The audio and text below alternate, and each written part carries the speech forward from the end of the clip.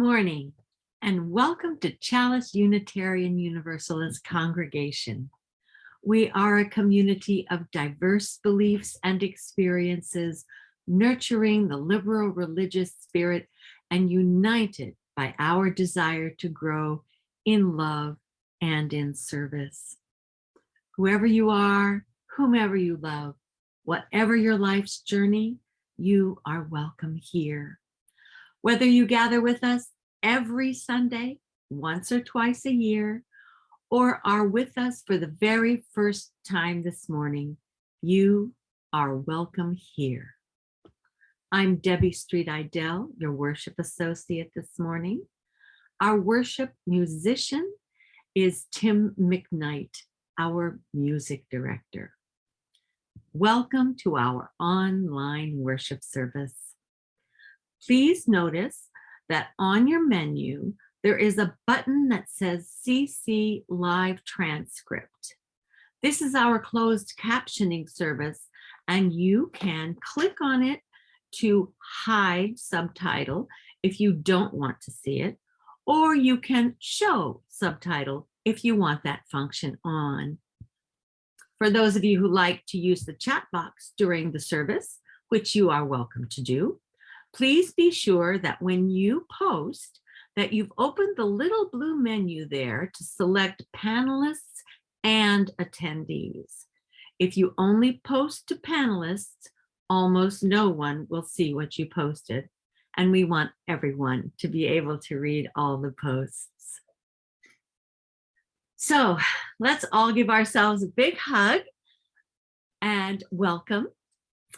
I especially want to welcome those of you who are newcomers at Chalice. Toward the end of the service, there will be a link in the chat box for adding your name to our email list. Our weekly email is the best way to get information about the many online groups and activities that we offer via Zoom. And once you're on our email list, you will receive information about our monthly gathering for newcomers. Today, we welcome the Chalice Transformation Team to our service honoring Indigenous Peoples Day. The team formed in December of 2019, but became very active in the face of magnifying racial and social justice issues in 2020. Our team presented multi-part discussions of the books White Fragility and How to Be an Anti-Racist, along with sessions on how to avoid microaggressions and the significance of the 2020 election. Our ongoing efforts to learn and unlearn will continue this fall with discussions of An Indigenous Peoples History of the United States by Roxanne Dunbar Ortiz, about which we will be telling you more a little bit later. Now, let's all take a breath together.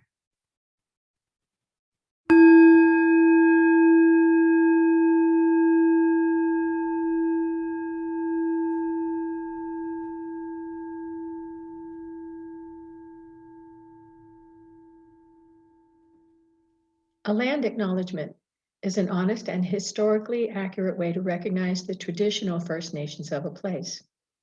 It commemorates Indigenous peoples' principal kinship to the land and the fact that they have not been and cannot be erased from their collective First Mother, the land. It is a starting place to change how the land is seen and talked about, according to Wanda Nannybush of the Anishinaabe Nation in Ontario.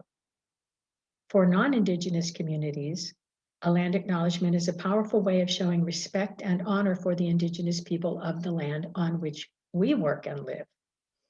It is a way of resisting the erasure of Indigenous histories and working towards honoring and inviting the truth.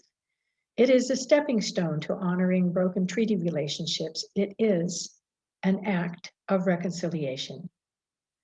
Land acknowledgements are not about placing blame, nor are they intended to restore white comfort. They are prayerful, they are personal, with carefully chosen and accurate language. In honoring Indigenous peoples, we strive to learn the pronunciation of their names. Land acknowledgements recognize how systemic and institutional systems of power have oppressed Indigenous people, and how that oppression has historically influenced the way non-Indigenous peoples perceive and interact with them, in the past as well as in the present. And so, I offer this land acknowledgement. I acknowledge that I live, work, and raise my family on stolen land, the ancestral homeland of the Payam and the Kumeyaay nations, a people who have been living, working, and raising families on this land of their ancestors for countless generations. People who have an enduring connection to this land that can never be erased. People for whom their deep relationship with this land of their ancestors is inseparable from who they are.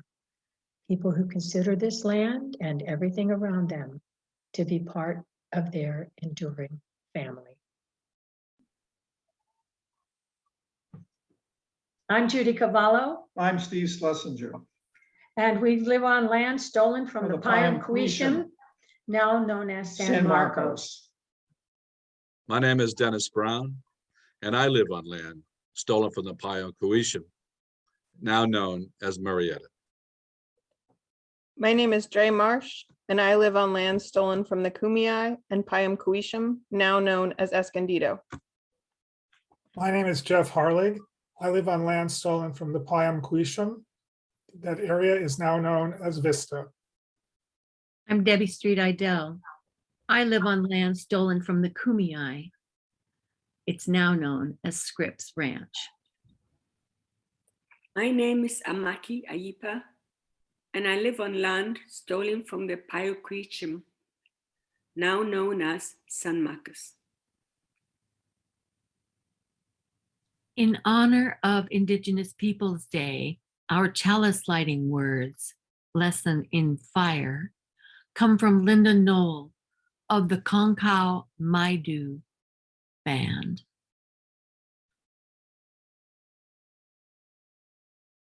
My father built a good fire.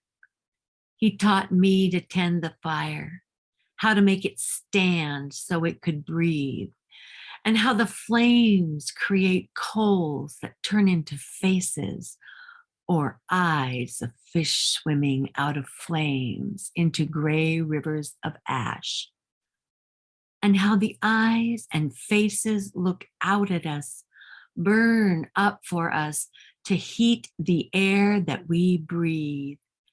And so into us, we swallow all the shapes created in a well-tended fire.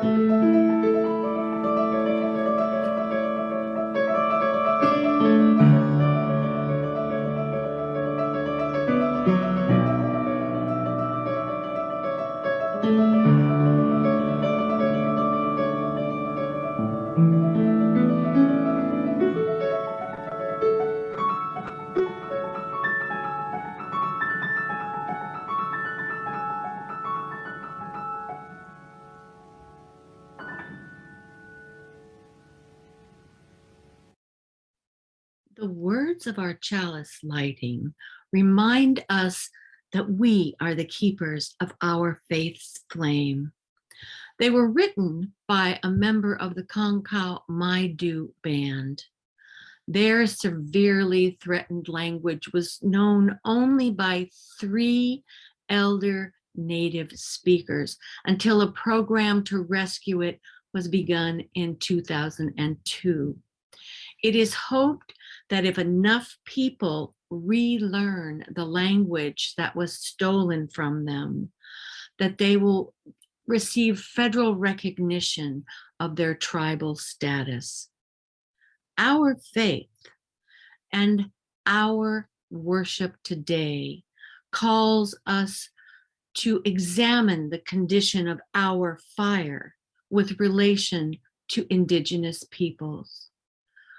What shapes and what stories have we swallowed that have misled us, misinformed us? We are called today to begin to build a good fire and tend it well. What shapes should we build upon? Before we can make our fire stand reliably, before coals can develop, we need knowledge. We must do the work and make the discoveries that our doctrines obscured before we can honestly honor Indigenous people.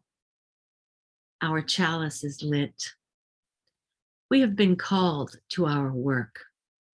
Let us begin with an apology on our behalf.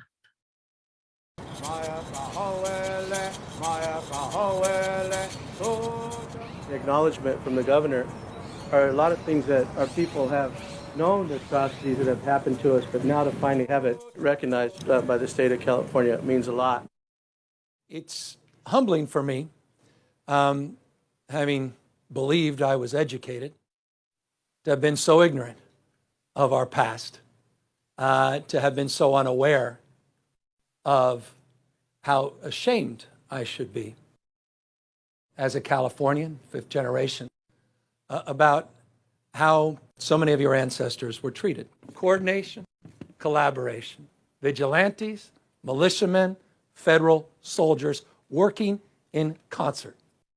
It's called a genocide. That's what it was, a genocide. And so I'm here to say the following. I'm sorry on behalf of the state of California. It's a long time coming. We've waited for generations for this apology to come. To see a governor of the state of California, an individual who represents all of the citizens within the state, come and humble himself before the tribes and issue a very heartfelt apology. It means a lot.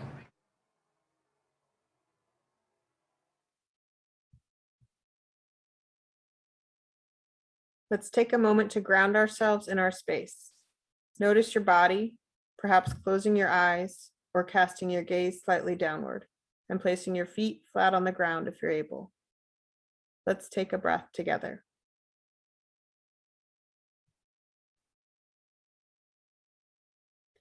As you breathe, connect with the land beneath you. Likely there are layers of human creation separating you from the land, but imagine the earth that is ever present beneath those additions. Picture the soil that has supported generations of wildlife, roots of trees, tiny worms, and even humans. Let's take another breath together.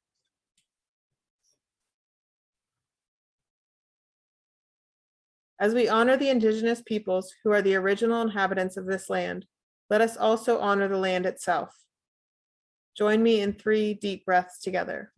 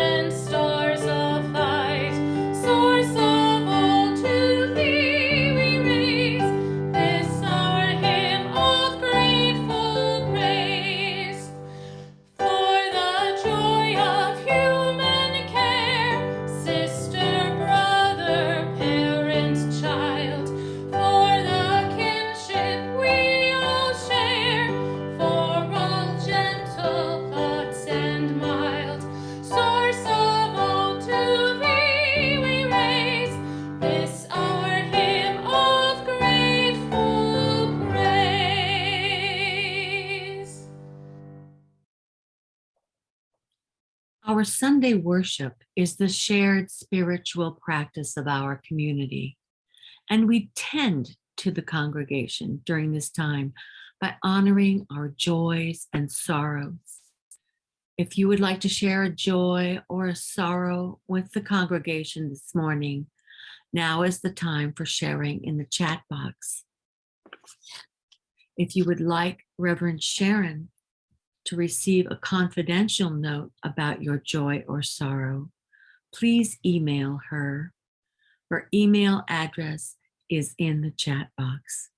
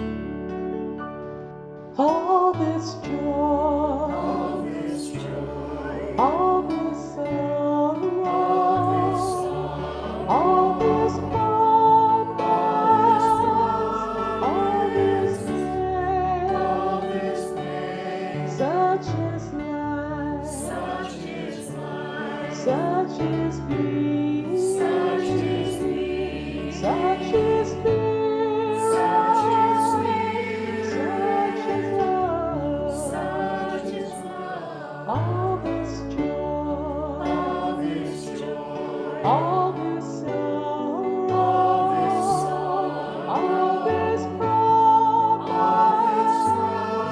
All this pain. All this pain. Such is love. Such is life. Such is peace. Such is peace. Such is peace. Such is peace. Such is love.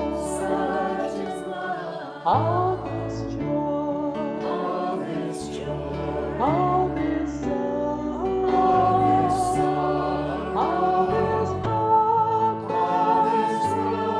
All this pain. All this pain. Such is life. Such is life. Such is peace. Such is peace. Such is peace. Such is peace. Such is love. Such is love. All this joy. All this joy. All this sorrow. All this sorrow. All this pride. All this pride. All this pain. Such is life. Such is life. Such is peace. Such is peace. Such is peace. Such is peace. Such is love. Such is love.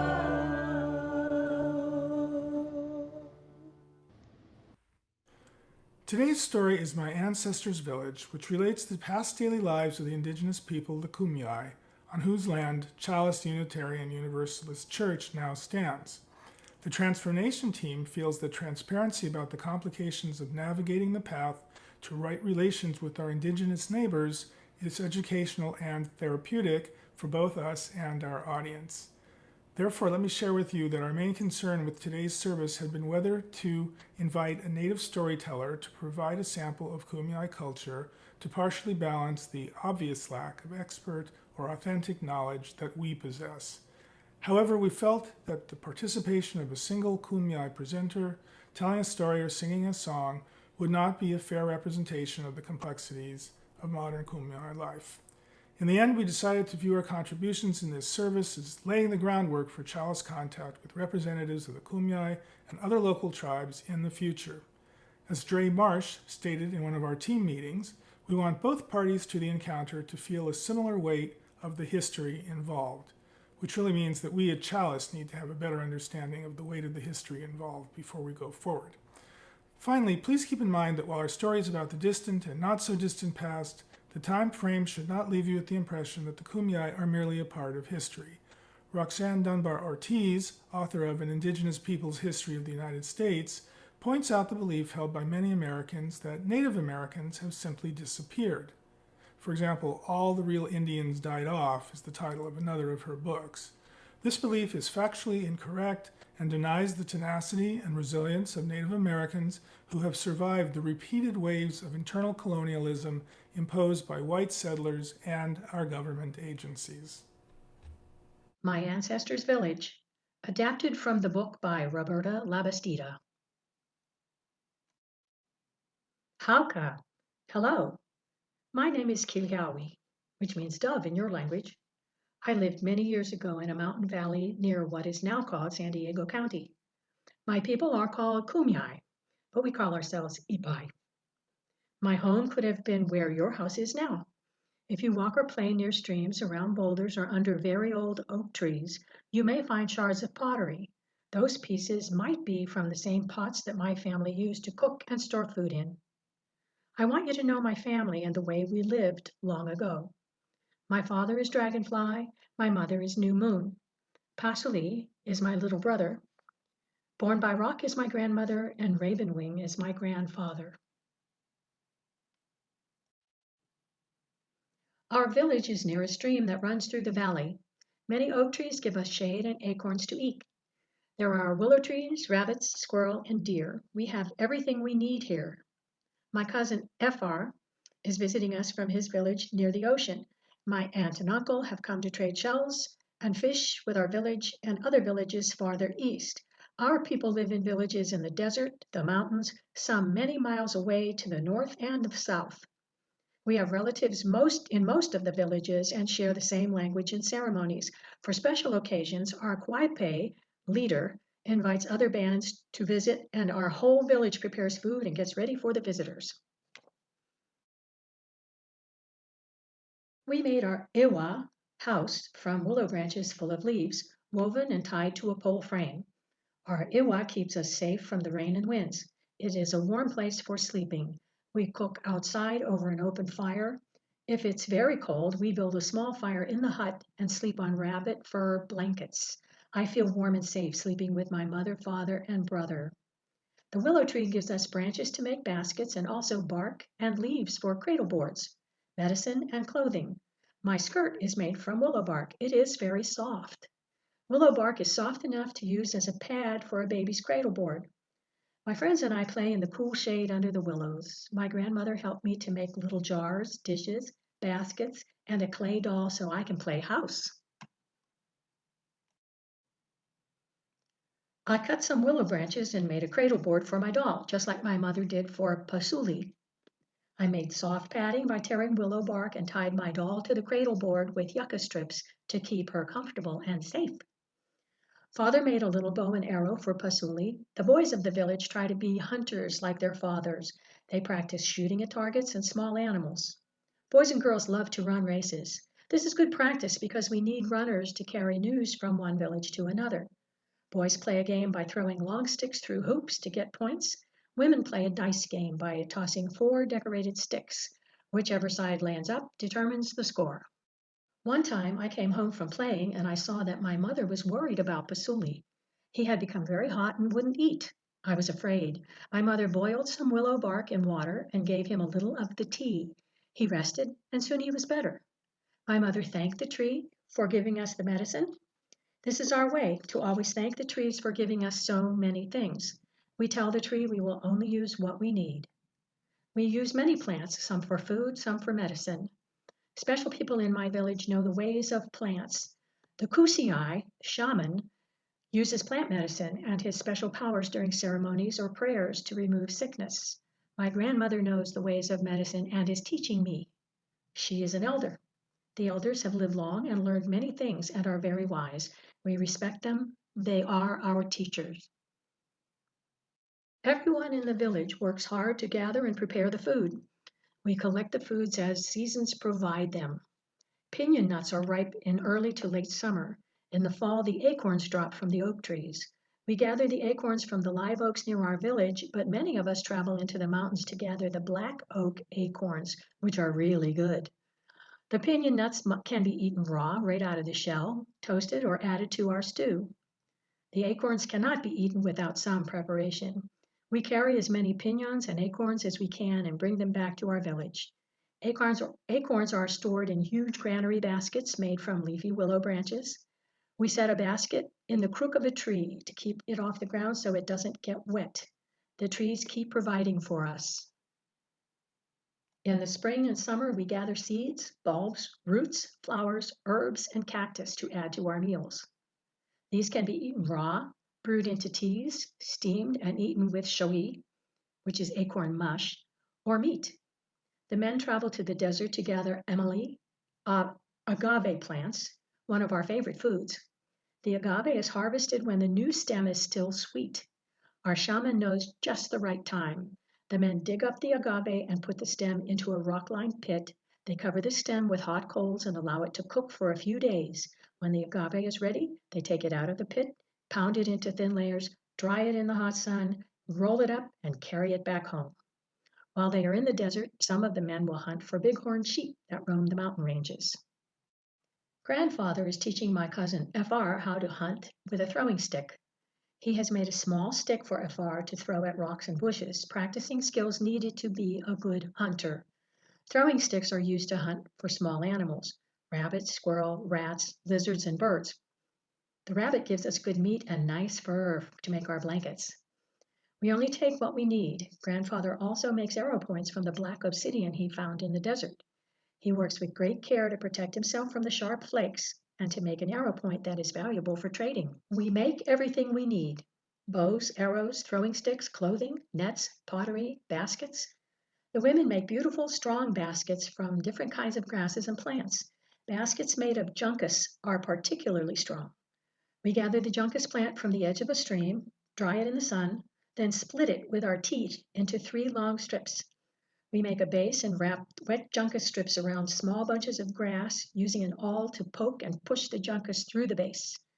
The coil goes round and round as we sew the new roll to the last. It takes a long time to make a juncus basket, but it is strong and will last.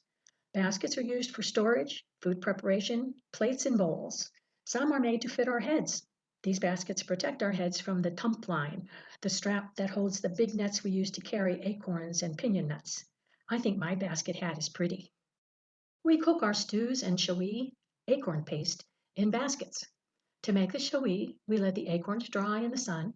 Then we crack the shells and remove the seeds. We rub the seeds in our hands and toss them in a flat basket to remove the thin brown skins.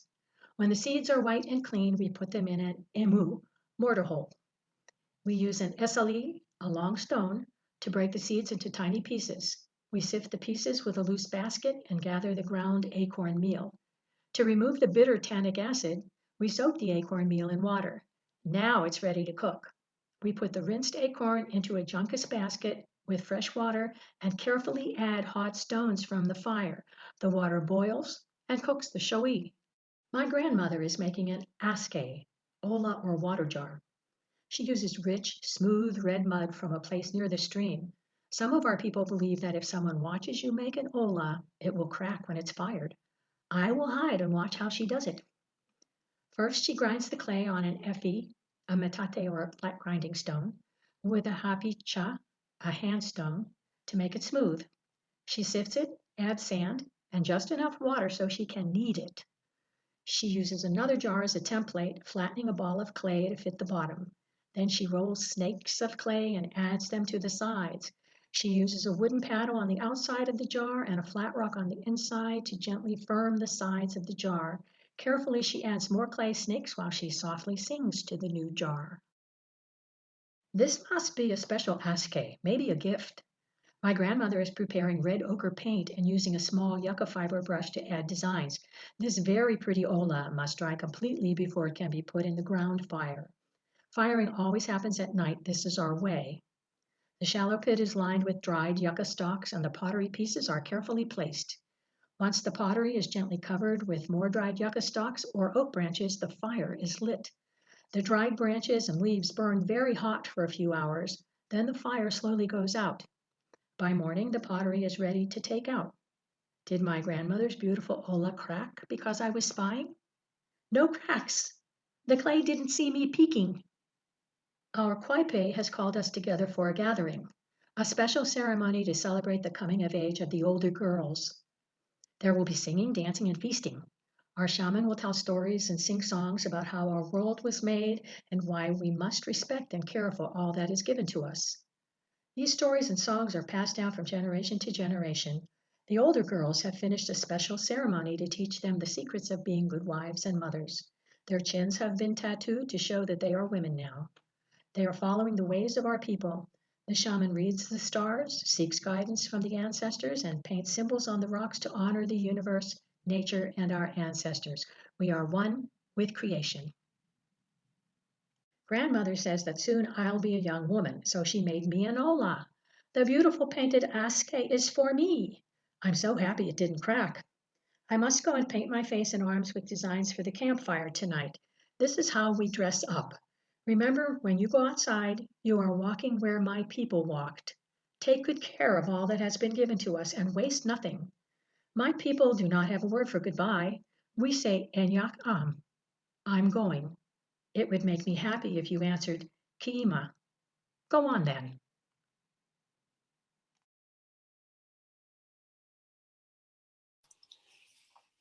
The Kumeyaay were free to roam with the change of the seasons. from the coast to the desert and to the mountains, as they lived in harmony with nature. The white settlers destroyed the Kumeyaay's way of life. This Native American proverb offers a word of caution. Treat the earth well. It was not given to you by your parents. It was loaned to you by your children. We do not inherit the earth from our ancestors. We borrow it from our children. Now we will look at where the Kumeyaay lived, which is now San Diego County.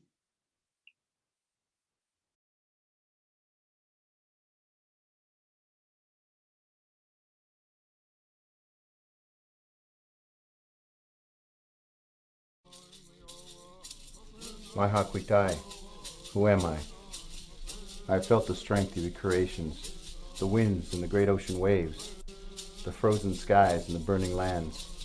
I hear your thunder and feel your lightning. I smell the trees, the plants, and the flowers. I taste the fruits and waters so pure. I hear your creatures sing and cry. Greatest of the blue ocean above, Kumeyaay, I am human, I am man, I am Tipai.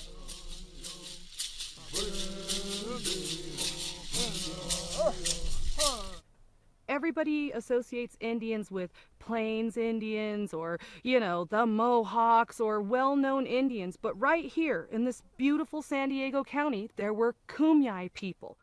The reservation's been here for 100 years, and our people have been here for thousands of years. The earliest sites that we have dated in San Diego County right now are about 10,000 years old. Our people have been here, we say, from the beginning of time. Archaeologists say thousands of years, and they've seen the sites here by the coast and the mountains and the desert. We have the most diverse geography of any other tribe in the United States because we go from the coast to the mountains to the desert in our traditional territory. What the Kumeyaay have always kind of said about themselves is because it's such a harsh environment, because it always is changing on them, they learned how to best adapt themselves to the environment. So they have this seasonal pattern, this rhythmic pattern that they follow, and that they're very in tune with how the seasons change, how the resources change, and where they're best suited to be at any time of the year. My ancestors and elders used to be down at the ocean, and then they'd come out up to the mountains to gather acorns and shoot deer, and then when it got too cold here, they went to the desert. And then when it got too hot there, they came back and went traveling again, where there was good food, good water, they went there. This is what we did for thousands and thousands of years. Mother Earth gives us everything we need. The food, the shelter. The Kumeyaay in this area, because there's different Kumeyaay groups across San Diego, the one specifically in this area would winter down here in the desert and creek areas. You'll get a lot of mesquite there. They'll harvest the beans. The normal seasonal migration was the wintertime. You're going to be down here in the desert where it's warm in the 70s and 80s. And in summertime, you go back up to the mountains or you go down to the coast. In the springtime, the people would go to the ocean and gather mussels and clams. The abalone was a big food sustenance down at the coast. Right by Point Loma, they called it Matnis, or Blackland. And there was abalone all over out there. Our people were also fishermen, too. We were people of the ocean, of the mountains, and of the desert. From the coast to El Centro, I believe it's like 130 miles. And if you've seen that mountain terrain, it's all overhead chaparral, and you only have agave sandals. You're carrying everything you own with you at the same time. So it's quite a trek. And it probably takes at least a couple weeks to do. I mean, we would go back and forth and trade. We would trade the Kumeyaay from the ocean with the Kumeyaay in the mountain, the Kumeyaay in the desert. We had these trading routes that the Spaniards used later on.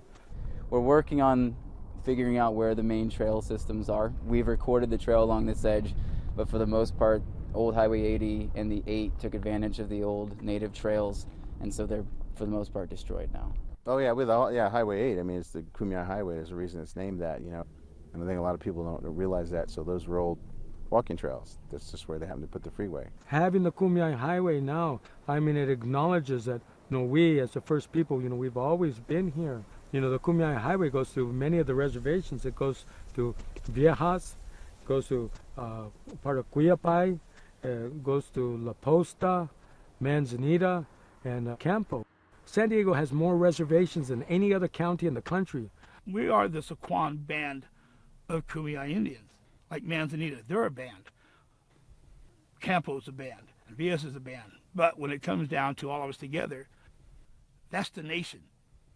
We are the Kumeyaay Nation.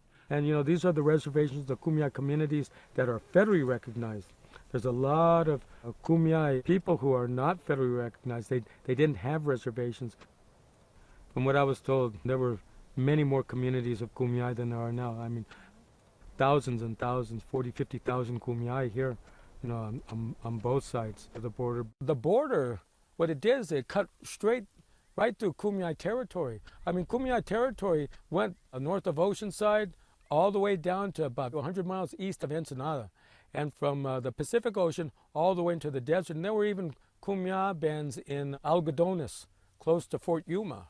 On this side of the international border, it's 3,700,000 acres of land that the Kumeyaay existed on. Until, then we get contact, from European, and then things kind of changed. All this land was taken away, and a lot of our people were pushed out of our traditional lands. We were pushed more up into the mountains. There were still people that would go down every now and then, but it did disrupt the migration cycle. Before there was anybody that owned any property, we used to roam, free to go where we wanted to go. The ranchers started coming in to Southern California at the beginning of the 1800s. When the pioneers started coming in, then they had private property fenced it off. You couldn't go through there no more. We have some accounts of their early years, and there's a lot of conflict with the native tribes, a couple massacres, there's ambushes. It just goes back and forth from both groups. So then as time went on, our culture slowly began to die because we couldn't do what we used to do.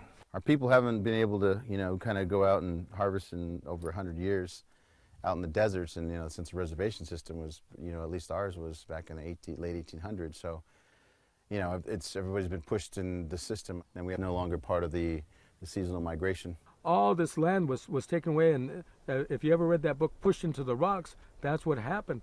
What happened when the ranchers came in is all the people from these areas that we know of got moved up to Table Mountain. So they were shipped out and were forced to live up there. Here's just surviving out here, surviving out here in the hills, We had it pretty rough. It was a tough time for our people, but our people are strong and very adaptable. And if something changes, we can adapt to anything.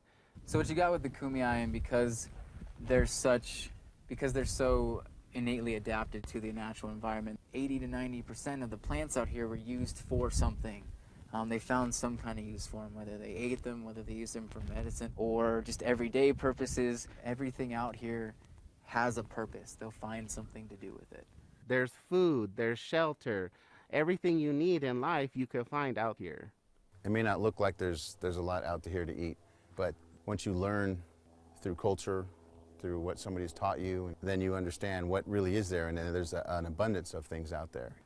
I've heard before people say, there's no food out here and everything, but there's a lot.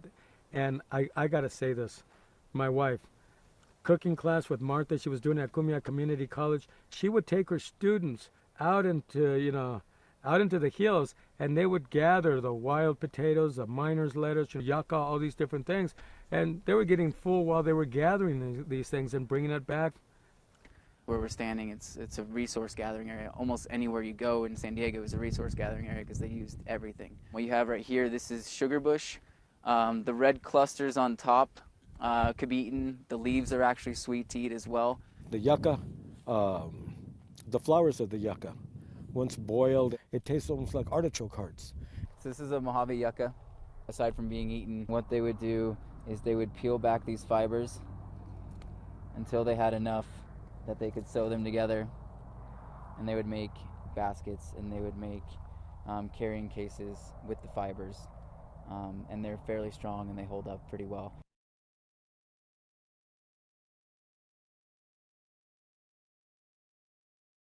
Good morning. My name is Dennis Brown. As we have just learned, the Kumeyaay lived on this land for more than 8,000 years before European contact. They had developed extraordinary expertise on how to live and thrive in this land. They were skilled basket weavers and potters, and their culture included music and dance and a rich and complex oral history. But as we learned in this video as well, people like me, white people, began to show up and steal their land, push them into the mountains, and disrupt their way of life. Why? It all began in the year 1542. On June 27th of that year, Spanish explorer Juan Cabrillo set sail with 2 ships from Navidad, Mexico, and went north to become the first European to explore what is today the California coast. 3 months later, he sailed into San Diego Harbor and went ashore near Point Loma. It is entirely possible Kumeyaay witnessed what he did next. He planted the flag of Spain on the beach. With this gesture, he had the audacity to claim San Diego and thousands of square miles of land that surrounded it for Spain, land upon which the Kumeyaay had lived for hundreds of generations, but now they were to be Spanish subjects. And Spain believed they had the right, even the divine right, to exploit them and even enslave them. The divine right was bestowed upon Spain by the Catholic Church through what we know today as the doctrine of discovery. This doctrine has done terrible harm and has led to the death and suffering of indigenous people all over the world. There are 2 primary decrees that define this doctrine. In the early 1400s, Portuguese explorers discovered, and I'll put that in quotes, a large landmass south of Europe that, in their words, was occupied only by Muslims and other pagans. Today, we know this landmass as Africa, where, when Pope Nicholas V learned about this, he issued the first decree in 1455. In it, he exhorted Catholic rulers to conquer even those in the remotest parts unknown to us, all who are enemies of Christ. The Pope gave them permission to invade, search out, capture, vanquish, and subdue all Muslims and pagans, take their possessions, including their land, and reduce their persons to perpetual slavery. Let's take a moment to take that in.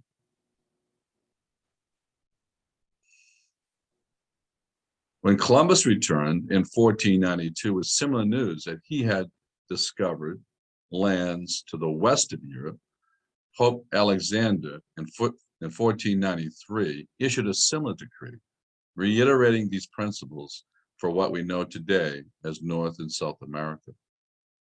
Although the original decrees pertained only to Portugal and Spain, within a few years, all European countries that practiced colonialism adopted it as well. Not only did the Europeans at that time believe their faith was the only true religion, they also believed their culture and way of life was superior to everyone else. In time, this belief, together with the doctrine of discovery, became known as white supremacy. The doctrine of discovery became codified into US law in the Supreme Court ruling of 1823.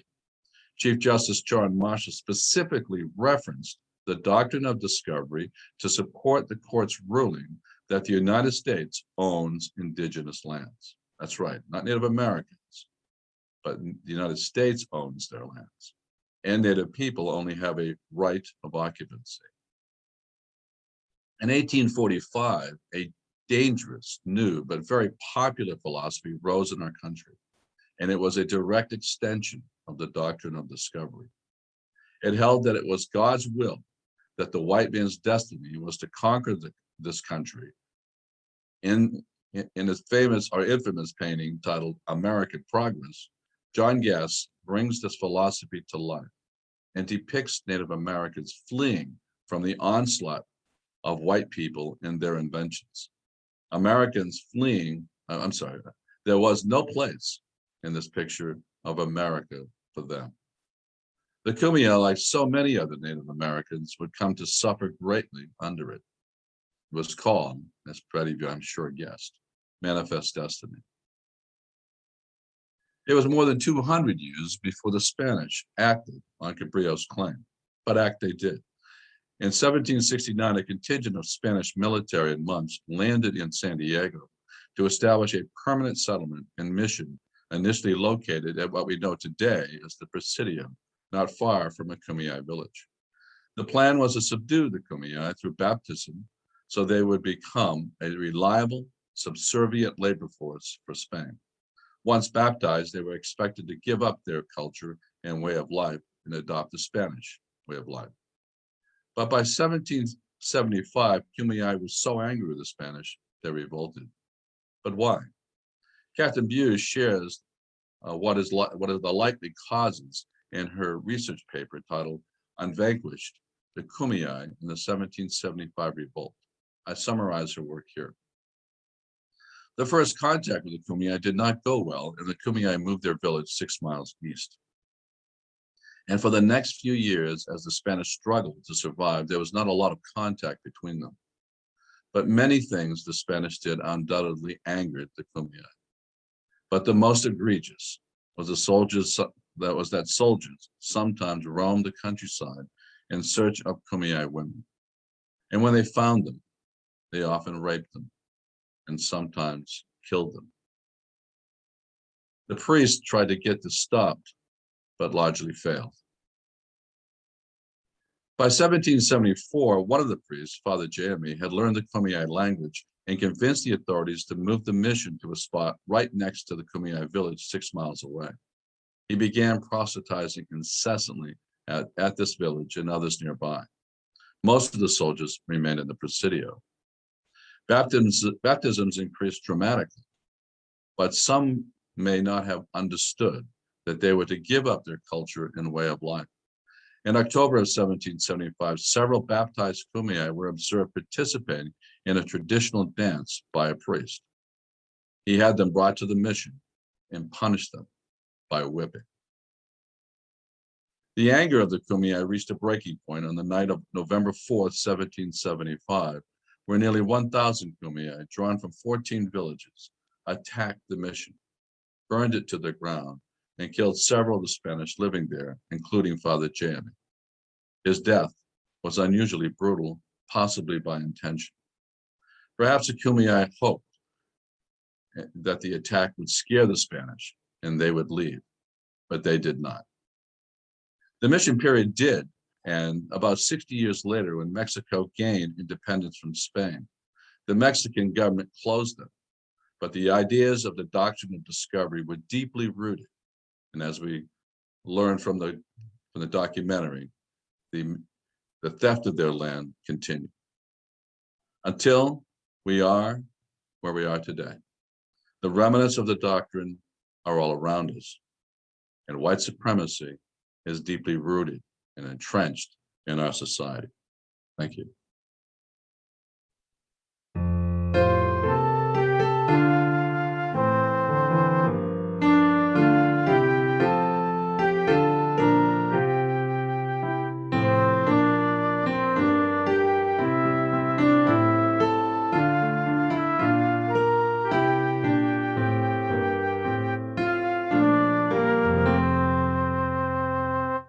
Our world is one word.